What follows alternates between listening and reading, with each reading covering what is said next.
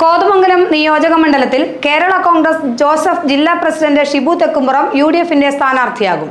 കേരള കോൺഗ്രസ് നേതൃത്വമാണ് സ്ഥാനാർത്ഥി പ്രഖ്യാപനം നടത്തിയത്. LDF സ്ഥാനാർത്ഥി ആന്റണി ജോൺ പ്രചരണ രംഗത്ത് സജീവമായതിന് പിന്നാലെയാണ് UDFും രംഗത്തു വരുന്നത്. കോതമംഗലത്ത് UDFന്റെ സ്ഥാനാർത്ഥിയായി ഷിബു തെക്കുംപുറത്തെ കേരള കോൺഗ്രസ് നേതൃത്വമാണ് പ്രഖ്യാപിച്ചത്. കേരള കോൺഗ്രസിന്റെ ജില്ലാ പ്രസിഡന്റും UDFന്റെ ജില്ലാ കൺവീനറുമാണ് ഷിബു തെക്കുംപുറം. കഴിഞ്ഞ തവണ 6000-ൽ പരം വോട്ടിന് പരാജയപ്പെട്ട ഷിബു ഇത്തവണ വിജയപ്രതീക്ഷയോടെയാണ് രംഗത്തിറങ്ങുന്നത്. ഇത്തവണയും ആന്റണി ജോൺ തന്നെയാണ് എതിരാളി.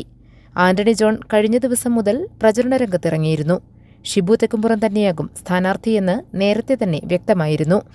അനൗപചാരികമായി പ്രചരണവും ആരംഭിച്ചിരുന്നു. UDFിലെ സീറ്റ് വിഭജന ചർച്ചകൾ വൈകിയതാണ് പ്രഖ്യാപനം നീളാൻ കാരണമായത്. ബുധനാഴ്ച വൈകുന്നേരം കോതമംഗലത്ത് റോഡ് ഷോ സംഘടിപ്പിച്ച് പ്രചരണത്തിൽ സജീവമാകാനാണ് ഷിബു തെക്കുംപുറത്തിന്റെ തീരുമാനം. GTV news, Kothamangalam.